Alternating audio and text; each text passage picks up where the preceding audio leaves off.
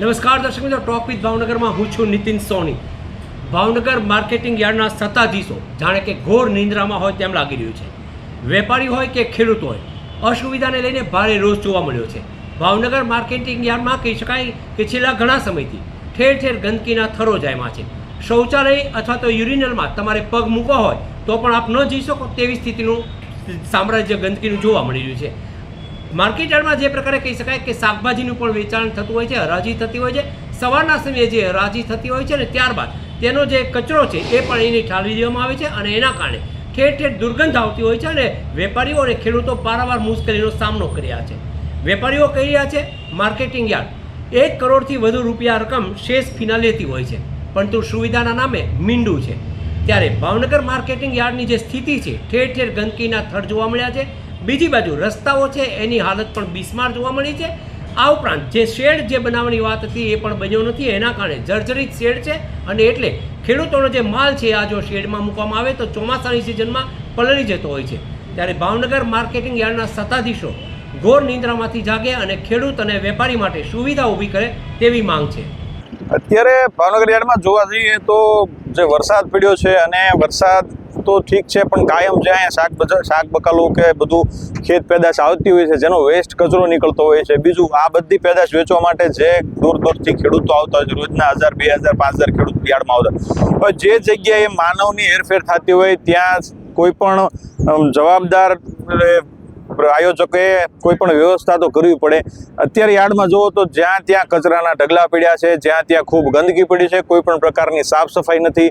Secretary ચેરમેનને વારંવાર રજૂઆત કરવા છતાં પણ એ લોકોના પેટના પાણી પણ હલતા નથી। અત્યારે તમે આ વિડીયોમાં જોઈ શકો છો કે યાર્ડમાં જ્યાં ત્યાં યાર્ડના જે જાહેર શૌચાલય છે એમાં કોઈ ખેડૂતને કે કોઈ વેપારીને અંદર શૌચ કરવા જવું હોય તો પણ વિચારવું પડે છે। શૌચાલય છોડો, જે ખુલ્લા ગ્રાઉન્ડ છે, ઓક્શન શેડ છે, મેદાન છે, બધામાં તમે આટા મારો જ્યાં ત્યાં ગંદકીના ઢગ પડ્યા છે।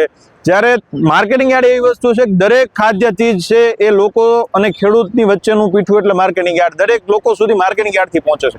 તો જે વસ્તુ ખાધા ખોરાકી લોકોના આરોગ્ય સુધી જાય છે એ ફિલ્ડમાં જો સ્વચ્છતા નહીં હોય તો માત્ર માર્કેટિંગ યાર્ડની પણ આ લોકોના આરોગ્ય સાથે પણ ચેડા છે। એટલે અમે ખાસ પ્રશાસનને વિનંતી કરીએ છીએ કે યાર્ડમાં જે ગંદકી છે એનો કાંઈક હલ કરો। જેટલા છેલ્લા ઘણા સમયથી મારા માર્કેટિંગ યાર્ડમાં મારે અવારનવાર મારા ખેત પેદાશોના જે ઉત્પાદન આવે છે એ વેચાણ માટે મગફળી છે, કપાસ છે, વેચાણ માટે આવવાનું થતું હોય છે।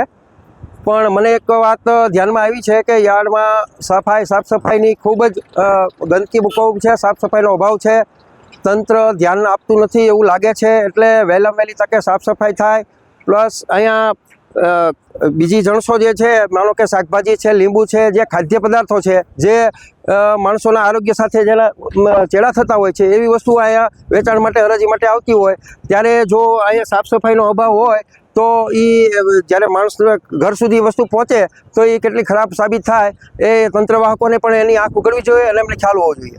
બીજું યુરિનલ છે, યુરિનલની અંદર તો એટલી બધી ગંદકી છે કે માણસો અંદર જઈ શકતા નથી। બહાર યુરિનલ માટે બધા ઊભા હોય છે ત્યારે એવું થાય છે કે અહીંયા કોઈ સ્ત્રી હોય અને આવી રીતે યુરિનલ કરતા હોય એ વધારે ખરાબ હોય। એટલે એક સારા યાર્ડ તરીકેનો નમૂનાનો યાર્ડ બને અને ખૂબ સરસ ગંદકી રહિત યાર્ડ બને એવી અમારી સૌની અપેક્ષાઓ છે। ના એવું નથી। અત્યારે શું દિવાળી દિવસો હતા એટલે બધું જાહેર રજાઓ હતી એટલે થોડીક ઓલી થઈ ગઈ છે, પણ અત્યારથી અમે જ્યારે શરૂઆત થઈ એટલે અમે બધા જે અમારા સફાઈ કામદારો થોડાક વધારી દીધા છે ને સફાઈનું કામકાજ એ ઝુંબેશથી પૂરજોશમાં શરૂ કરી દીધું છે। એમાં વેપારીનું તો એવું છે કે સાહેબ આવક થાય છે એની એમાં સુવિધા ઊભી કરતા જ આવી છે ધીરે ધીરે। પણ અત્યારે બોર્ડ એટલે અમે બધી જે બોર્ડમાં જે અત્યારે ઠરાવ પાસ કરીને બધી સુવિધા કરવી છે। અત્યારે મેં જો આ શેરી તે 2-3 અમે અત્યારે સહાય માંગીને શેરી બનાવવાના છીએ। પછી આજુબાજુ જે બધા કન્ટેનર મૂકીને સફાઈનું સારું કરશું અને જે કન્ટેનર મૂકીને સારું સફાઈ કરશું ને પછી અમે વેપારી પર એક્શન નહીં લેશું અને પરિપત્ર બહાર પાડશું ભાઈ કોઈ ગંદકી કરવી નહીં, છતાં ગંદકી કરશે તેની પર અમે આગળની કાર્યવાહી કરીને પેનલ્ટી લઈશું।